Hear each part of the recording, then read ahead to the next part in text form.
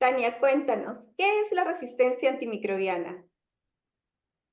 Bueno, la resistencia antimicrobiana actualmente se le considera cuando la bacteria, puede ser una bacteria comensal o puede ser una bacteria silvestre, adquiere resistencia a través de sus de genes que ya tienen cierta predisposición a ser resistentes a los antibióticos o antimicrobianos. Entonces, esto se está volviendo un problema mundial de salud global porque estas bacterias se encuentran en muchos hábitats, hábitats acuáticos, terrestres, semiacuáticos, se han encontrado hasta en la Antártica. Y el tema con estas bacterias y también con los genes es de que pueden estar contaminando no solamente a los suelos, sino también a los animales.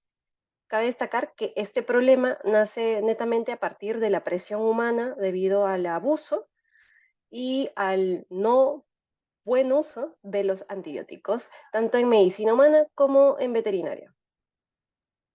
¿Y por qué se considera un problema para la salud? ¿Cómo nos puede afectar? Porque cuando esta bacteria, que ya se volvió resistente a los antibióticos, partiendo desde la unidad básica de bacteria, em, entra al ser vivo, ya sea un animal o sea un humano, y cuando este ser vivo se encuentra comprometido con su sistema inmunológico, ya sea por una enfermedad autoinmune, una enfermedad infecciosa, no puede ser tratada esta enfermedad debido a que ya tiene esta bacteria. Generalmente estas bacterias pueden ser Staphylococcus aureus, que es una muy conocida bacteria que se ha vuelto resistente a los antibióticos, las Klebsielas también, Escherichia coli, que es la que yo estudio también, y todas estas bacterias se encuentran realmente en la microbiota o en la flora normal de mamíferos y de aves, em, y al estar en contacto con estos antibióticos, pues no les van a hacer daño. La persona puede estar enferma generalmente de enfermedades digestivas, respiratorias, urinarias, y los antibióticos que se le den no van a hacer efecto, teniendo que utilizar otros antibióticos para su recurso, que generalmente son más caros o son más dolorosos, y incluso se puede también encontrar resistencia a estos antibióticos también de último recurso, para lo cual la Organización Mundial de la Salud ha considerado estas bacterias, sobre todo Staphylococcus aureus, Escherichia coli, algunas micobacterias, de prioridad crítica para poder encontrar antibióticos nuevos para que les puedan hacer efecto cuando estén causando enfermedad. ¿Y en qué consistió este estudio que mencionas sobre la resistencia antimicrobiana en fauna marina? Bueno, la bacteria que yo estoy estudiando se llama Escherichia coli, que me estoy enfocando en dos antibióticos, que es cuando tiene resistencia a las cefalosporinas y la otra es los carbapenems. La Escherichia coli resistente a las cefalosporinas generalmente es una bacteria que se encuentra en ambientes hospitalarios, em, y también se encuentra en animales de producción cuando son evacuados los desagües, las plantas de tratamiento hacia los ríos y evacúan eventualmente al mar y no hay tratamiento para esto, es cuando entran en contacto con la fauna marina. Pueden haber diferentes depredadores, tope, que se encuentren con estas bacterias y también otros animales, individuos de la cadena trófica. En mi caso, yo estoy estudiando las aves marinas, particularmente gaviotas y pelícanos. Y bueno, en mi estudio específicamente, pues veo que cada especie, porque son 3 especies, tienen diferentes hábitos ecológicos y de alimentación. Y en base a eso estoy viendo diferencias entre la prevalencia de esta bacteria. Entonces, hasta ahora, lo que he visto es de que las gaviotas son un dispersor de esta bacteria.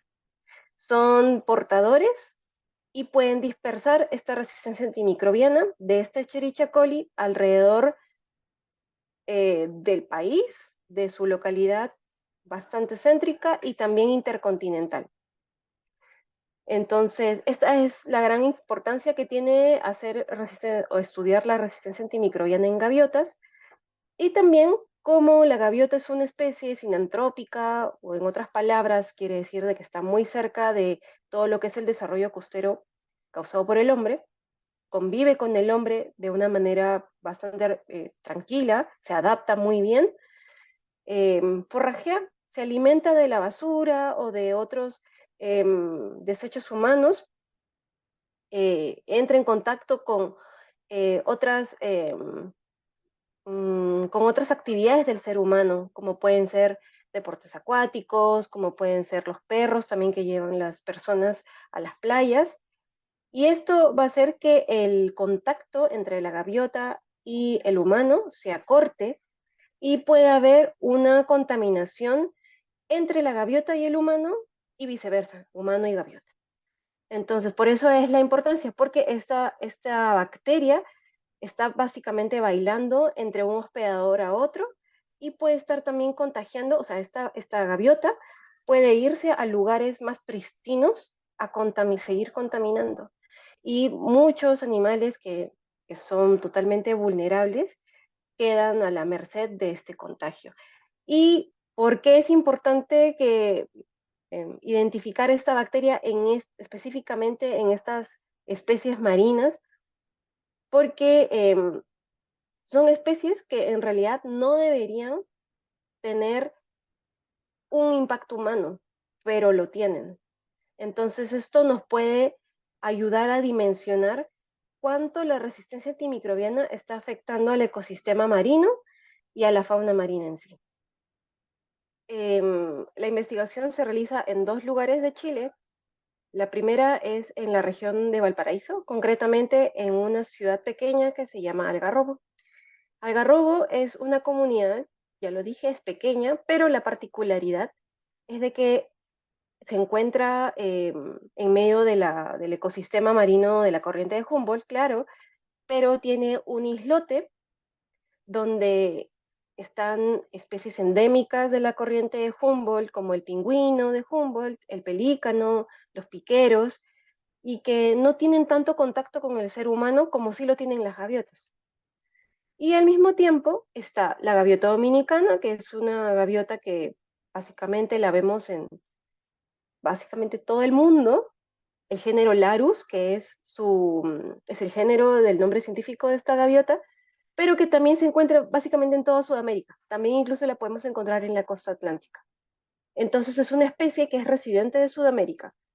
Y luego está la gaviota de Franklin, que es una gaviota migratoria que nos visita en el verano, en nuestro verano, vendría a ser su invierno, y se queda con nosotros durante parte de la primavera y sobre todo el verano, y después regresa para anidar allá. Aquí viene solo a alimentarse. Entonces, estas 3 especies se congregan bueno, y la tercera especie, que creo que no la especifiqué bien, es el pelícano. El pelícano que puede ser pelícano del Pacífico, pelícano peruano, o para nosotros comúnmente pelícano. Y esta especie es una especie endémica y que está catalogada como vulnerable en algunas listas de peligro de extinción, y por lo tanto también es importante porque si bien se le encuentra en los puertos conviviendo con el ser humano, no llega a forrajear basura, no llega a estar tan en contacto cercano como el humano, como sí lo está la gaviota dominicana. Y bueno, la gaviota de Franklin está en contacto con el ser humano, pero de una manera más indirecta, porque se queda en los humedales. Algarrobo tiene todo esto, tiene humedales, tiene el islote y tiene básicamente toda la costanera, toda la costa, el balneario, para que los turistas vengan, y ahí está la gaviota dominicana conviviendo de una manera bastante tranquila con el ser humano. Entonces es un lugar perfecto para poder hacer la investigación. Y como lo que yo trato de ver es el origen de la resistencia, o sea, de dónde proviene estas bacterias encontradas en las aves marinas, que ya les comenté que tiene origen humano. Entonces estamos buscando posibles fuentes humanas.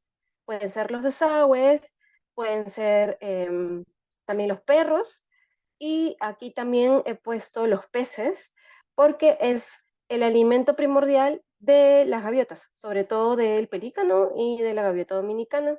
También la gaviota de Franklin se alimenta de peces, em, pero en este caso de mi tesis decidimos hacer con peces que puedan trabajar los pescadores para nosotros poder acceder fácilmente a la pesca y colectar muestras de peces. Para mí la parte más divertida, obviamente, han sido varias. La primera, creo yo, es entrar al islote, poder presenciar este intercambio de bacterias, porque las gaviotas tienen un comportamiento, los pelícanos tienen otro, y conviven en un mismo territorio, pero no están totalmente mezclados, sino entre ellos mismos respetan su espacio. Eso fue muy interesante. Y ver, obviamente, otras especies como el pingüino de Humboldt, que está en el islote también, otros mamíferos. Eso fue la parte bonita. Y una parte tal vez más curiosa o más particular, que es cuando convives con los pescadores. En mi caso fue como yo soy extranjera en Chile, entonces fue entrar a otra cultura, tal vez no tan diferente como lo que es una cultura latina, pero sí diferente a la de mi país, que es Perú. Entonces, entrar a conversar con ellos no fue tan diferente, pero al mismo tiempo fue distinta, porque ellos tienen una forma de trabajar que eh, se diferencia un poco de la peruana, al menos en esta caleta concreta de Algarrobo. Y muestrar los peces también fue muy divertido porque era ver el comportamiento de las gaviotas con estos peces, que ya estaban muertos y estaban muy pendientes de los desechos de los pescadores, y también si ellos podían robarse toda la presa completa también. Eso fue muy gracioso de ver. Y la otra ciudad en la que estoy haciendo la investigación se llama Valdivia, que queda en la región de Los Ríos, al sur de Chile. Como yo estoy viendo las fuentes de contaminación en una zona que está impactada por el ser humano, Valdivia, que si bien también es una ciudad impactada, está en menor escala de impacto. Entonces estoy colectando también muestras allí de las gaviotas, y bueno, eso también fue muy interesante porque era caminar por toda la playa y identificar la especie de gaviota que yo quería muestrear y conseguir el número de muestras, evidentemente, porque hacer un lugar menos impactado, pues encuentro menos rápido la cantidad de muestras que quiero conseguir. Entonces eso fue un reto. ¿Qué podemos o qué acciones podemos tomar nosotros como sociedad, como individuos civiles, para ayudar a combatir este problema? Bueno, se me ocurren varias desde el poder mismo del ser humano, ¿no? La primera es no automedicarse, siempre ir al doctor para que te prescriba la dosis necesaria para tu caso. Tomar el medicamento no vencido, sino dentro de la vigencia y en la cantidad y de dosis y de días que te lo han prescrito. Eso es importante porque algunas personas dicen, me siento bien el tercer día y dejan de tomar su medicamento. Pero lo que no saben es que si la bacteria se puede hacer más resistente porque no la combatieron por completo, no se eliminó por completo, entonces se vuelve más fuerte. Y cuando quieres retomar la prescripción, puede que esa dosis inicial ya no sea la misma. Eso por un lado. Y lo otro es no alimentar a la fauna silvestre. La fauna silvestre come y puede buscar su propio alimento. Me ha tocado ver personas que alimentan a las gaviotas porque piensan que tienen hambre, pero las gaviotas saben conseguir su propio alimento. Entonces, eso no debería quedar como una costumbre. Uno no sabe el contacto que puede tener porque al momento de tirarle el alimento puede que haya un contacto más cercano entre el animal silvestre y el ser humano. Y ahorita se me ocurre otra, que es saber segregar los alimentos. perdón, tu basura, saber segregar tu basura. Porque algunas personas eliminan las medicinas vencidas en la basura y eso también es una amenaza para el medio ambiente, que eventualmente también va a afectar a la fauna marina. Entonces, yo tengo entendido de que el DIGESA en Perú tiene un reciclaje particular para los medicamentos vencidos y no solo reciben medicamentos, reciben esmaltes de uñas, reciben más cosas, pero todo relacionado a, la, a todo este tema cosmético y médico. Entonces, yo creo que es buena idea informarse cerca dónde queda una farmacia de Digesa para poder ir a eliminar nuestros desechos que van a ser correctamente eliminados, que generalmente son incinerados y no van a ir al río, ni van a ir al mar. Eso. En verdad, excelentes acciones bastante simples, pero con un impacto bien grande. Muchísimas gracias, Tania. Y Gracias.